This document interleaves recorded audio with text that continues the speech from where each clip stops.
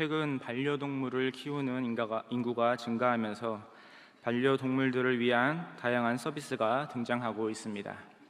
그 중에서 대부분의 사람들이 직장 생활을 하기 때문에 그때마다 혼자 있을 동물들을 위해 펫캠이 등장했습니다. 쉽게 말하자면 집안에 CCTV를 설치해 동물의 일거수일투족을 보는 것입니다. 요즘에는 기술이 발달해 실시간으로 주인의 음성도 들려줄 수 있습니다. 그러면 혼자 긴 시간을 보내야 하는 동물들이 주인의 목소리를 듣고 안심하는가 하면, 훈련만 잘 시키면 주인의 말을 따를 수 있는 반려동물에게 펫캠을 통해서 명령을 내리기도 합니다. 비록 주인이 곁에 있진 않지만 카메라를 통해 반려동물을 살펴보고 음성을 전달해 그들을 안심시키거나 명령을 내리는 등 함께 있는 것 같은 환경을 만들어 줍니다. 오늘 본문은 예수님께서 제자들에게 고별 설교를 하시는 장면입니다. 고별 설교가 끝나면 예수님은 가룟 유다의 배신으로 유대 종교 지도자들에게 넘겨질 것입니다. 그리고 이후 본디오 빌라도에 의해 십자가에 못 박히실 것입니다. 이러한 본격적인 환란의 때가 도래하기 전에 예수님께서는 제자들에게 마지막 설교를 하십니다.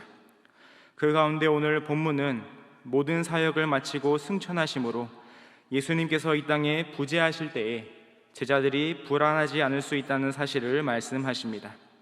예수님은 승천하지만 언제나 함께 하셔서 이 땅에 남겨진 제자들에게 은혜를 베푸시고 주어진 사명이 있음을 일깨워 주시는 것입니다. 이 말씀은 오늘을 살아가면서 예수님의 제자됨을 자처하는 모든 신자에게도 동일하게 적용됩니다. 그렇다면 오늘 본문을 통해서 예수님의 제자된 신자가 받은 은혜와 감당해야 할 사명이 무엇인지 함께 나누어 보고자 합니다. 첫째로, 예수님의 제자된 신자는 성령님의 역사로 복음을 깨닫는 은혜를 누립니다. 요한복음 14장 25절에서 26절 말씀을 함께 읽겠습니다. 내가 아직 너희와 함께 있어서 이 말을 너희에게 하였거니와 보혜사 곧 아버지께서 내 이름으로 보내실 성령, 그가 너희에게 모든 것을 가르치고 내가 너희에게 말한 모든 것을 생각나게 하리라. 아멘. 예수님께서 십자가에 달려 돌아가시고 3일 만에 부활하실 것이었습니다. 그리고 40여일의 짧은 시간을 지내시다가 하늘로 승천하실 것입니다. 그때 예수님의 부재로 인하여 제자들은 종교 지도자들에게 핍박을 받을 것이고, 그렇기에 그들은 두려워 떨 수밖에 없었을 것입니다.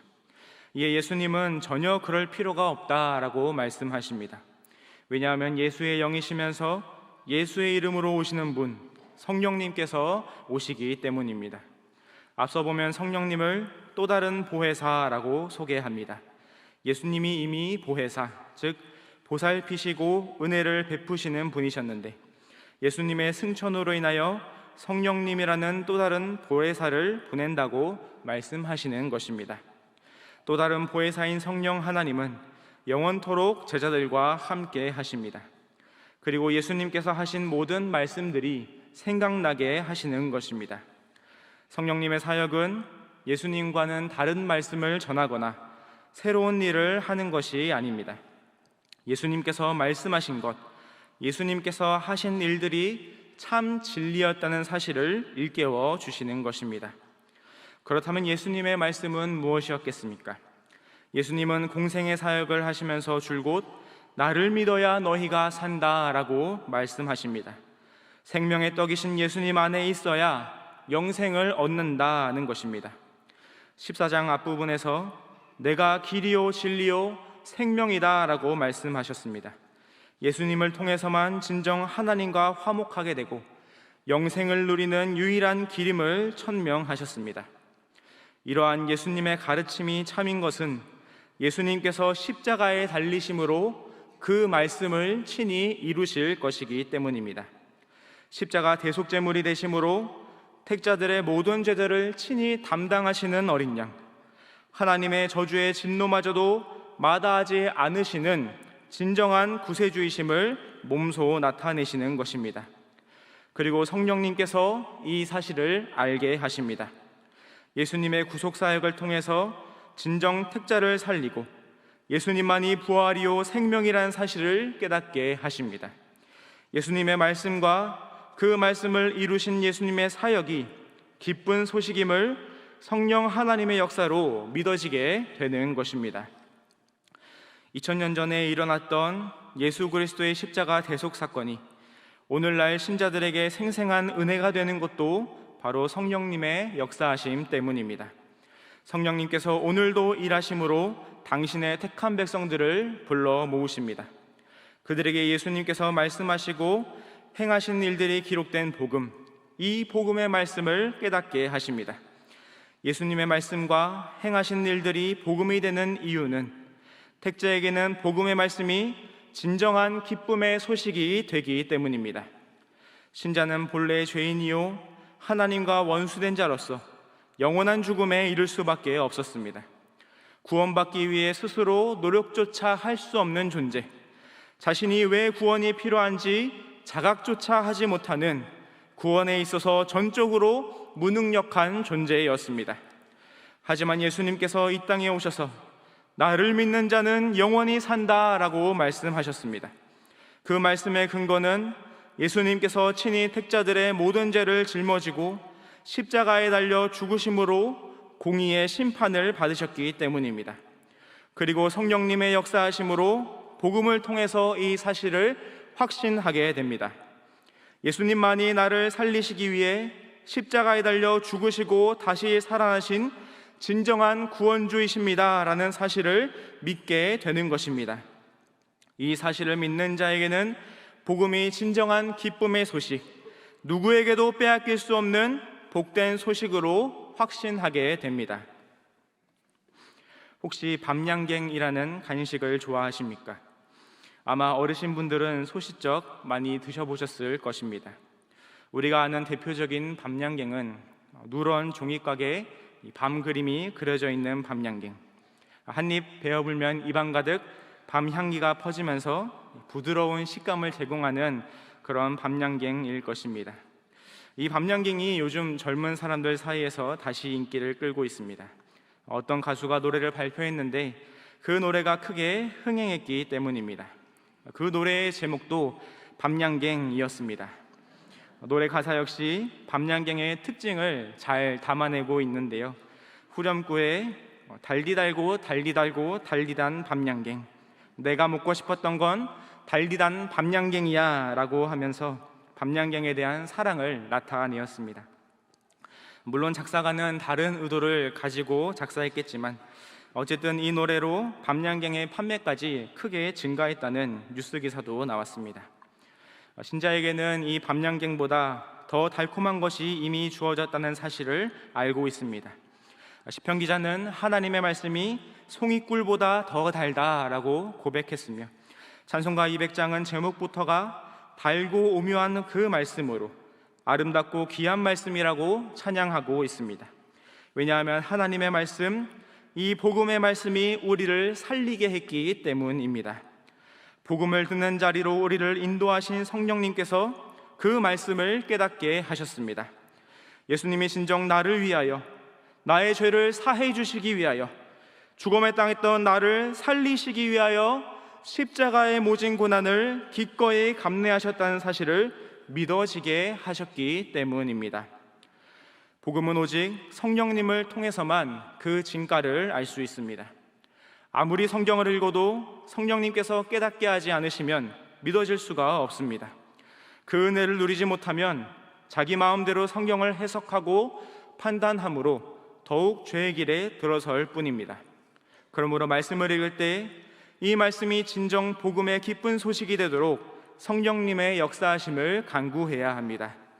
오직 하나님의 택자에게만 성령님의 역사하심으로 예수님의 말씀, 이 복음의 말씀을 깨달아 사망의 저주에서 구원받았다는 사실을 확신하는 성도님들 되시기 바랍니다. 둘째로, 예수님의 제자된 신자는 영원한 천국을 소망하기에 평안의 은혜를 누립니다. 요한복음 14장 27절에서 28절 말씀을 함께 읽겠습니다. 평안을 너희에게 끼치노니 곧 나의 평안을 너희에게 주노라. 내가 너희에게 주는 것은 세상이 주는 것과 같지 아니하니라. 너희는 마음에 근심하지도 말고 두려워하지도 말라. 내가 갔다가 너희에게로 온다 하는 말을 너희가 들었나니 나를 사랑하였더라면 내가 아버지께로 감을 기뻐하였으리라. 아버지는 나보다 크심이라. 아멘. 계속해서 예수님은 당신의 부재 가운데서도 제자들이 두려워하지 않을 수 있는 이유를 설명하십니다. 그것은 바로 예수님께서 평안을 선사하시기 때문입니다. 이는 바로 직전에 성령님께서 예수님의 말씀, 곧 복음을 생각나게 하고 믿어지게 하시는 것과 밀접한 관련이 있습니다. 복음을 받아들인 자에게만 성령님께서 함께 하시는 역사가 나타나기 때문입니다. 그렇게 예수님을 따라 믿음의 길을 걸어갈 제자들 역시 이러한 성령님의 인도하심 가운데 있게 됩니다. 제자들에게 복음을 깨닫게 하신 성령님께서 이제 그들의 삶 가운데 동행하실 것입니다. 그들을 지키시고 함께 하시는 임마누엘의 은혜를 베풀어 주십니다. 이 은혜가 제자들이 누리는 평안입니다. 왜냐하면 동행하시는 성령님의 은혜가 신자를 저 영원한 천국으로 인도하시기 때문입니다. 예수님께서는 본장 1절에 근심하지 말라라고 말씀하신 뒤 너희를 위하여 거처를 예비하러 간다라고 말씀하십니다. 이는 곧 예수님을 믿는 모든 신자들이 들어갈 저 영원한 하늘 도성 천국을 의미합니다. 승천하신 예수님께서 재림하실 때까지 하늘 거처를 예비한다고 말씀하십니다. 그 재림의 때가 도래하면 예수님께서 다시 이 땅에 오십니다. 그리고 당신을 따르는 제자들의 손을 붙잡고 영원한 아버지의 집으로 인도하시는 것입니다. 예수님께서는 27절에 다시금 근심하지 말라라고 말씀하십니다. 성령님께서 제자들과 함께 하셔서 그들을 인도하실 때 믿음의 길에서 탈선하지 않도록 끝까지 지키실 것이기 때문입니다. 그리고 끝내 주님께서 예배해 두신 아버지의 집으로 이끌어 가실 것이기 때문입니다. 그곳에서 진정한 평안을 누리기에 예수님께서는 근심하지도 말고 두려워하지도 말라라고 말씀하십니다. 이러한 사실을 굳게 믿는 자들은 예수님의 승천을 오히려 기뻐합니다. 왜냐하면 예수님께서 아버지께로 갔다가 다시 오실 것이기 때문입니다. 이는 전적으로 신자들을 위하여 다시 오시는 것입니다. 재림의 날이 오면 예수님을 믿지 않는 세상 불신자들은 영원한 심판을 받을 것입니다. 하지만 끝까지 예수님을 믿는 신자들은 하늘에 있는 아버지의 집에 들어가 영원한 평안과 안식을 누리게 됩니다. 이 모든 것을 가능케 하시는 분이 바로 성령 하나님이십니다. 이 땅에서 어떤 어려움이나 문제가 닥쳐온다 할지라도 우리가 들어갈 본향, 저 천국으로 성령님께서 반드시 인도하실 것이기 때문에 제자들은 평안할 수가 있는 것입니다. 그렇기 때문에 예수님을 믿으면 평안을 누린다, 이 말은 예수님을 믿으면 건강의 복이 찾아오고 재산이 증식된다, 예수님을 믿으면 가정이 평안하고 자녀가 출세한다, 이런 말이 아닙니다. 성경은 그렇게 말하고 있지 않습니다. 예수님을 믿어도 급작스러운 중환병에 걸릴 수도 있고 고통스러운 사고로 아픔이 찾아올 때도 있습니다. 예수님을 믿어도 사업이 어려워지고 가정의 어두운 그림자가 들이오기도 합니다. 내 인생에는 전혀 없을 것 같던 환난과 풍파가 덮쳐올 때도 있습니다. 왜 하필 나에게 이런 시련이 찾아오는지 이해가 되지 않을 때도 있는 것입니다. 그럴 때 오늘 본문의 말씀, 평안을 너희에게 끼치노니 나의 평안을 너희에게 주노라 라는 이 말씀을 기억하시기 바랍니다.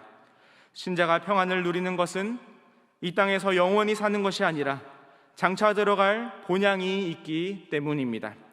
지금 그곳을 예비하러 가신 예수님께서 때가 이르면 재림하셔서 신자들을 붙들고 아버지의 집으로 이끌어 가실 것입니다. 그때가 이르기 전까지 예수의 이름으로 오신 성령님께서 신자들을 인도하십니다. 영원한 본향에 안전히 입성하도록 지키시고 보호하십니다. 예수님을 믿음으로 고백한 신자가 결코 신앙의 길에서 떨어질 수 없도록 성령 하나님께서 친히 동행하여 주십니다.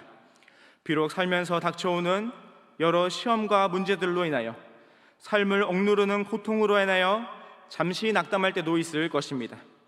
하지만 성령님께서 최종 도착지인 저 영원한 하늘 도성으로 신자를 반드시 인도하시기 때문에 평안할 수 있다는 사실을 확신하시기 바랍니다.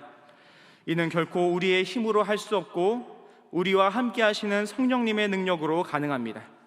그렇기에 신자는 더욱 이 소망을 확실히 붙들 수 있습니다.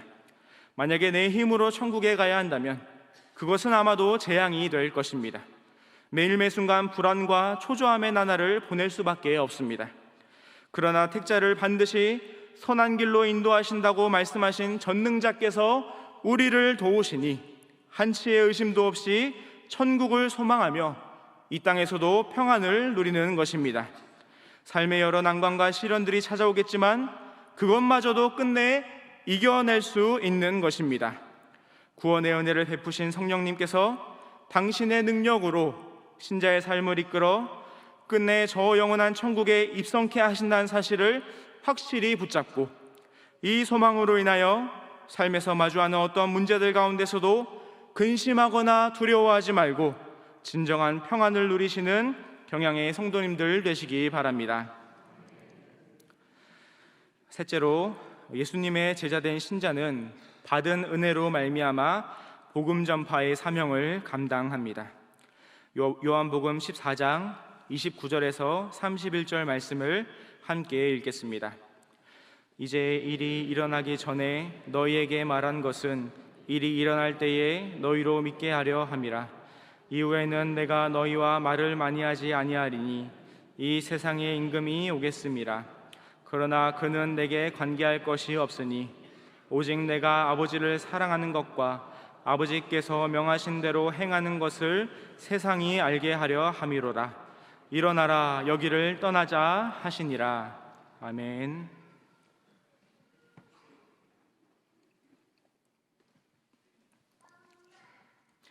앞서 예수님께서는 성령님을 통하여 복음의 비밀을 깨닫고 평안을 주시겠다고 말씀하셨습니다. 그리고 이제 그 은혜를 받은 제자들이 감당해야 할 사명이 무엇인지 일깨워주고 계십니다. 먼저 십자가 사건 전에 이 말씀을 하시는 까닭은 실제로 그 일이 벌어졌을 때에 예수님의 말씀이 그대로 성취되었다는 사실을 확실히 믿도록 하기 위함이셨습니다. 예수님께서는 이제 곧 세상의 임금이 온다라고 말씀하십니다. 세상의 공중 권세를 잡은 사탄을 의미합니다. 하지만 예수님께서는 사탄과는 완전히 관계가 없다는 사실을 밝히고 계십니다. 왜냐하면 예수님께서는 이 땅에 오실 때부터, 아니 창세전부터 영원히 무죄하셔서 사탄과 전혀 무관하시기 때문입니다. 또한 예수님께서 감당하실 십자가 대속 사역은 사탄과의 어떤 거래로 이루어진 것이 결코 아니었습니다. 그것은 31절에 기록된 대로 오직 하나님께서 명하신 것이었습니다. 전적으로 하나님의 말씀에 순종함으로 골고다에 오르신 것입니다. 그리고 그 말씀에 순종하시는 동력은 하나님을 사랑하는 마음에 있었습니다. 하나님과 예수님은 창세전부터 연합된 존재로서 서로 사랑하는 관계로 계속되어 오셨습니다. 그 사랑으로 인하여 예수님은 하나님의 말씀에 순종하여 이 땅에 오셔서 모든 말씀을 이행하셨고 십자가에 달리심으로 순종의 최절정을 보여주실 것이었습니다. 그리고 이 사실을 세상이 알게 하려 한다라고 말씀하십니다. 예수님께서 택자들의 죄를 사하시기 위해 십자가에 달리셨다는 사실을 세상이 알도록 누가 알려야 하겠습니까? 바로 자신의 죄를 사함받은 제자들이었습니다. 그래서 예수님께서는 말씀을 마치신 뒤에 일어나라, 여기를 떠나자라고 말씀하십니다. 이는 실제로 장소를 이동하라는 말씀이 아니었습니다. 왜냐하면 이후로도 예수님은 고별 설교를 계속하셨기 때문입니다. 그러니 일어나라, 여기를 떠나자라고 말씀하신 이 말씀은 제자들로 하여금 때가 되었을 때에 일어나서 세상으로 나아가라, 그곳에서 내가 행한 일들을 전하라, 복음을 전파하라 라고 말씀하시는 것입니다. 오늘을 살아가는 여러분들은 예수님의 제자이십니까? 그렇다면 신자로서 복음을 전하는 일에 최선을 다해야 합니다. 예수 그리스도를 전하는 일에 있어서 열심을 내야 합니다. 왜냐하면 우리가 예수님으로 인하여 구원의 은혜를 거저받았기 때문입니다. 그 복을 이미 누리고 있기 때문입니다. 이 은혜 안에 들어오지 못한 사람은 어떠한 끔찍한 지옥의 형벌을 당하는지 이미 확실하게 알고 있기 때문입니다. 그렇다면 신자가 가만히 있을 수 있겠습니까? 복음의 빚진 자로서 아직 이 은혜를 누리지 못한 자들에게 가서 전하는 것이 마땅하지 않겠습니까? 일어나서 가족과 친척, 이웃과 친구들에게 복음을 전해야 하는 것입니다. 물론 복음을 전하는 일은 쉽지 않습니다. 제가 작년 말에 이사를 했는데요, 1층 공동 현관문에 보면 외부인 출입금지라는 말이 적혀져 있었습니다. 그러면서 종교인 전도 및 전단지 무단 배포 행위는 무단 출입으로 고발 조치합니다라는 경고의 메시지가 있었습니다. 외부인 출입금지라고 하면서 종교인에 대한 내용밖에 없으니 사실상 종교인 출입금지라고 말하고 있으며, 그 중에서도 거리에서 또 주택에서 전도에 열을 올리는 교회에게 경고하는 메시지인 것 같았습니다. 이제는 전하기만 해도 고발을 당하는 시대가 된 것 같아 씁쓸한 마음이 들었습니다. 관계전도 역시 어려움이 있습니다. 하나님의 말씀을 부인하는 사조가 더욱 팽배해지고 교회의 부정적인 인식이 증가하고 있습니다. 이런 상황 속에서 교회로 전도하기는커녕 교회를 다닌다고 말하는 것조차 큰 용기가 필요한 시대를 살아가고 있습니다. 하지만 그렇다 하더라도 신자는 부정적인 현실을 바라보지 말고 신자로서 맡겨진 일을 감당해야 합니다. 현실을 생각했다면 우리는 아무것도 할 수 없었을 것입니다. 이 드넓은 강서 성전도, 세계 선교도, 제네바 신학대학원도 모든 것이 현실을 보는 것이 아닌 우리의 사명을 바라보고 달려갔기 때문 아니겠습니까? 하나님의 일을 한다는 고귀한 목표가 있었기에 열심히 전진하며 나아갔던 것 아니겠습니까? 전도 역시 마찬가지입니다. 날이 갈수록 전하는 방법이 어려워지고 많은 어려움을 동반한다 하더라도 복음을 전하는 이 일을 멈출 수는 없습니다. 왜냐하면 그것은 예수님의 명령이기 때문입니다. 일어나라, 여기를 떠나라 라고 말씀하셨기 때문입니다. 일어나 세상으로 가서 사망의 음침한 골짜기에서 헤매고 있는 저 불쌍한 자들에게, 원래 너희들이 그러했던 것처럼 복음을 알지 못해 진짜 복이 무엇인지 깨닫지 못하는 방황하는 자들에게 복음을 전하라 라고 명령하고 계시기 때문입니다. 그러니 예수님의 제자됨을 자처하는 신자는 부정적인 현실을 바라보지 말고 예수님의 명령을 쫓아 나아가야 합니다. 태신자를 품고 그들을 위해 기도하며 전도하는 선한 일에 빠짐없이 동참하시기 바랍니다. 특별히 권사회에서는 올해부터 매달 셋째 주에 총동원 전도회를 조직하여 노방전도에 열심을 내고 있습니다. 교회에서 가까운 지역부터 돌면서 걸을 수만 있다면 일어나 복음을 전하는 이 복된 일을 감당하고 있을 때에 모든 권사회 회원들이 함께 동참하시기 바랍니다.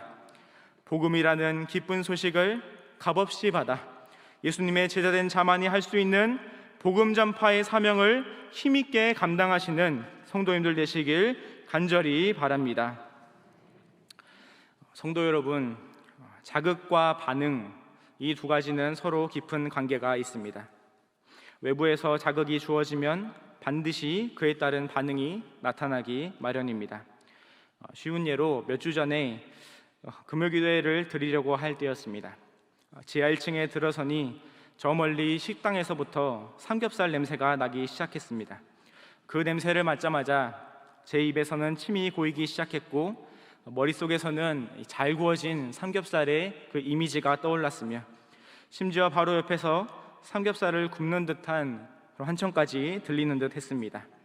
고작 삼겹살 냄새라는 자극이 주어졌을 뿐인데 제 입과 귀와 머릿속은 온통 삼겹살로 가득 찬 반응을 나타내었고, 빠른 시일 내에 삼겹살을 먹을 수밖에 없었습니다. 외부에서 어떤 자극이 주어졌을 때에 그에 대한 합당한 반응이 나타나는 것은 너무나도 자연스러운 현상입니다. 마찬가지로 신자 역시 구원의 은혜라고 하는 불가항력적인 자극을 받게 되었습니다. 모든 자극들이 그러하지만 특별히 이 은혜의 자극은 우리 안에서 결코 획득할 수 없고 오직 성령 하나님께서 성경에 담긴 복음을 깨닫게 하실 때에 가능하여집니다. 예수 그리스도께서 다른 사람이 아닌 바로 우리를 위하여 십자가에 달려 죽으셨다는 사실을 가슴 깊이 깨닫게 하시는 것입니다. 이 구원의 도를 깨닫게 하신 성령님은 이제 신자의 삶을 인도하십니다. 믿음의 길에서 떠나지 못하도록 친히 지키십니다. 그러니 삶의 어떤 문제와 어려움이 찾아온다 할지라도 신자들은 끝내 이겨내고 저 영원한 천국에 도달할 수 있습니다. 구원받은 신자는 성령 하나님의 인도로 반드시 저 영원한 천국에 이르기 때문에 그 천국이 이미 우리에게 주어졌다고 확정적으로 선언하시는 까닭에 광야 같은 인생길에서도 평안을 누립니다. 눈물이 마를 날이 없는 고된 인생 가운데서도 소망을 가지고 살아갈 수 있는 것입니다. 이 측량할 수 없는 은혜가 우리에게 부어졌을 때에 신자는 어떠한 반응을 보여야 하겠습니까? 십자가에서 죽기까지 우리를 사랑하신 주님의 명령을 이행하는 것이 마땅한 반응이지 않겠습니까? 오늘 헌신을 다짐하는 권사회가 주님을 따르는 제자로서 힘써 해야 할 일은 오늘 말씀을 통하여 주님께서 명령하고 계시는 복음 전파 운동이라는 사실을 기억하시기 바랍니다. 특별히 포스트 경향 희년을 맞이하면서 국내 전도와 세계 선교를 위해 힘쓰는 우리 교회가 힘써 실행하고 있는 한 번 더 하나 더 두 배 더 운동에 적극 동참해야 합니다. 그 중에서 물질과 기도로 3대 후원회를 돕는 하나 더 두 배 더 운동은 세계 선교를 위해 오늘도 눈물로 복음의 씨앗을 뿌리는 선교사님들의 사역과 함께하는 운동입니다.